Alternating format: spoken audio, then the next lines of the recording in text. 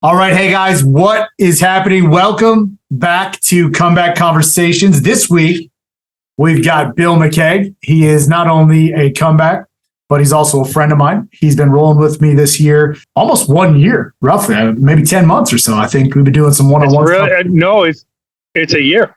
Is it a year? Okay. So, dang, dude, time flies when I'm hanging out with you, brother. That's right.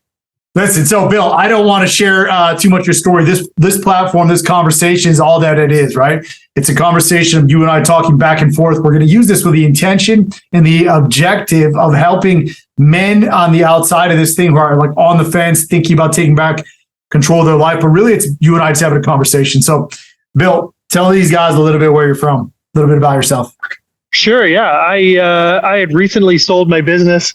Just decided that at that time, I'd been drinking too much. I had been indulging on a regular basis, daily, really, and it had been for quite some time. And I'd given it a shot, white knuckle a few times, and it didn't really work for me. And I found you on, I think it was Instagram, and thought, I'll give this a try, because I'd been down the path of AA before, and I didn't like the way it made me feel. So I called up and made an appointment to speak to you, and I spoke with you.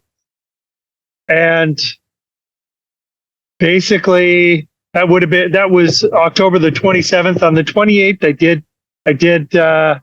I started the program in earnest, because the 27th I celebrated. and I laughed at myself. I'm like, yeah, great celebration. Welcome to your life, buddy.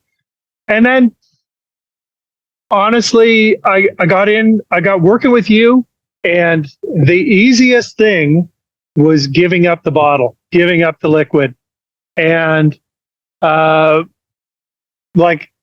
really touched it since. Like, there have been a couple of occasions, but I didn't feel like a jerk. I didn't feel like I let myself down. I didn't feel like I let the community down. It was just, I felt good about the fact that I had given it up. And now it's to the point where I've got no desire. I was invited out to go, to a bar the other night. It's just, now that's not me anymore. I get up early in the morning. I get up at, 4:45. I work out. I work on myself. I work on my knowledge, and I enjoy what I'm doing now. And I would say the easiest thing about joining IAMACOMEBACK was giving up the alcohol. The real thing, going to say, what's the hardest? The hardest is looking at myself. The hardest was diving deep into what the problems were. And or not the problems, but my issues, and then solving bigger problems.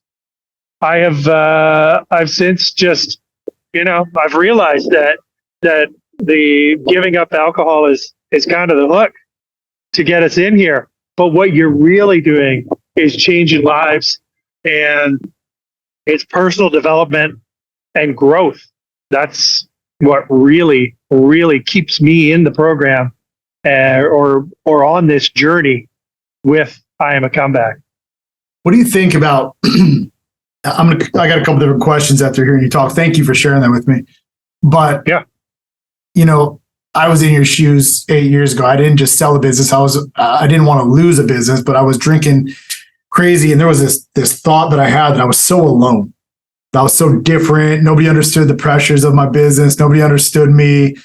All these types of stories we told ourselves. But when you got on the inside, as you know, because now you're part of, and you've been here a year, which it's actually been 367 days, according to my calendar right now, 367 days since you did this, you've been surrounded by a network of like high-level elite business owners, and even guys that are brand new starting businesses, right? But it's not what they do. There's even doctors, lawyers, pilots. But what's it felt like to be able to flourish amongst a group of peers that you can look over at instead of, feeling alone and isolated?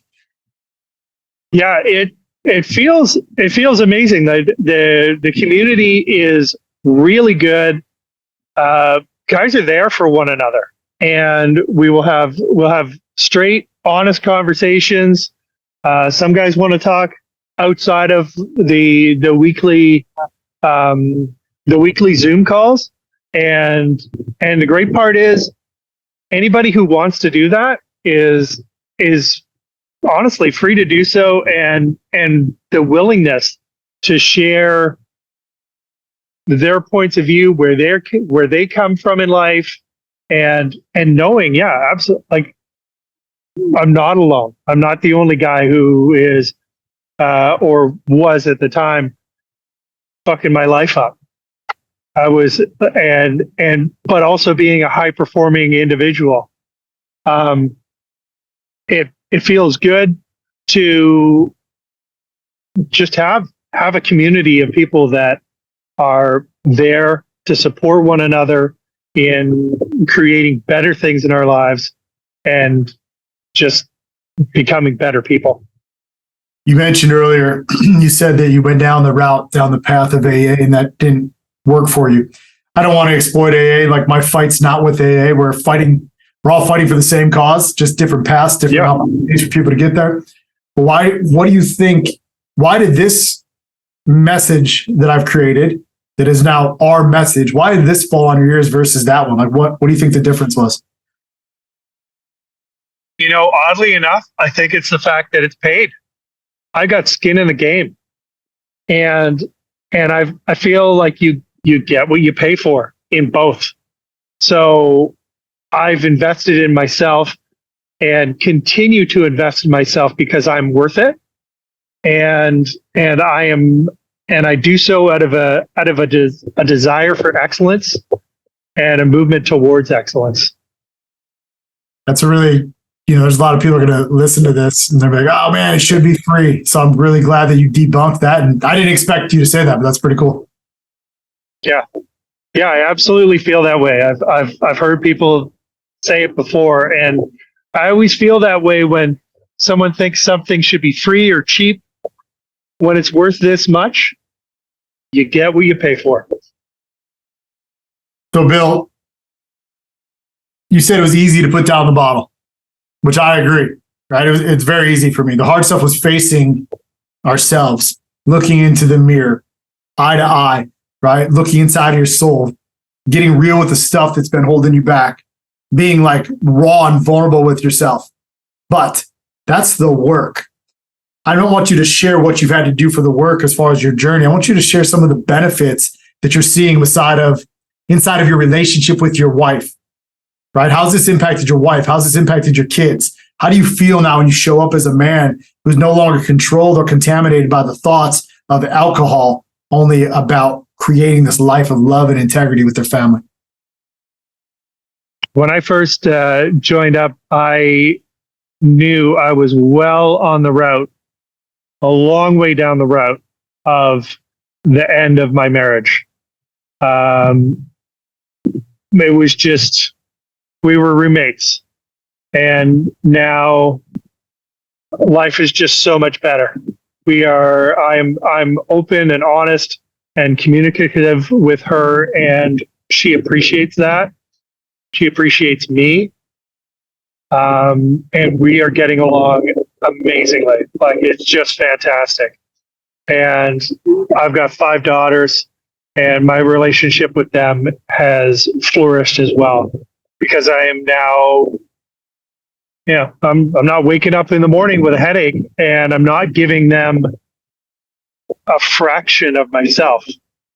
I am my 100% self with them, with my wife, with my children, with each one of my children individually, and with the unit all together. We are much stronger than when I was in a fog all the time. It's a beautiful thing, man. It's a beautiful thing. Yeah.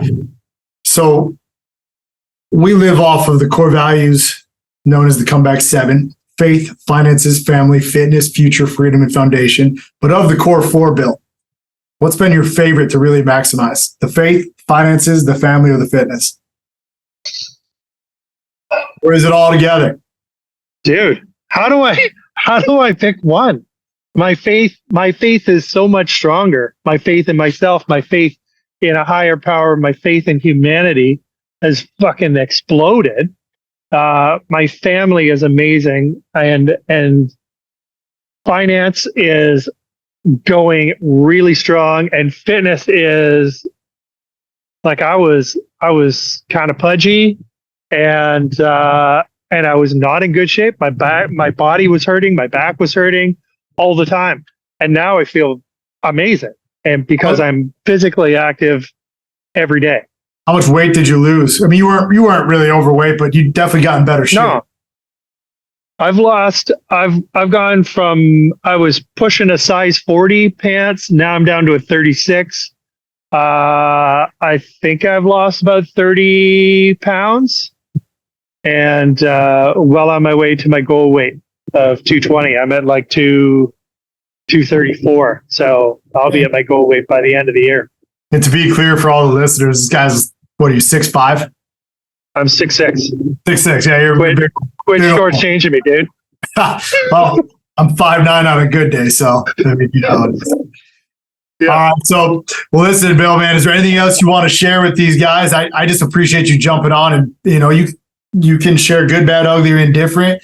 There's people that are going to watch this, that are going to resonate with your story, and because of what you said, they're going to make the choice, the decision to hopefully insert themselves into the comeback lifestyle, or they'll be ready when they're ready. But any parting words, any last things you want to say for these?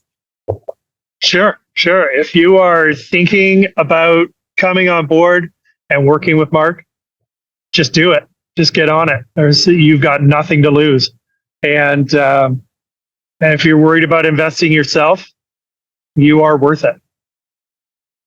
Clean, simple, easy. Appreciate it. Bill, man, I love you, brother.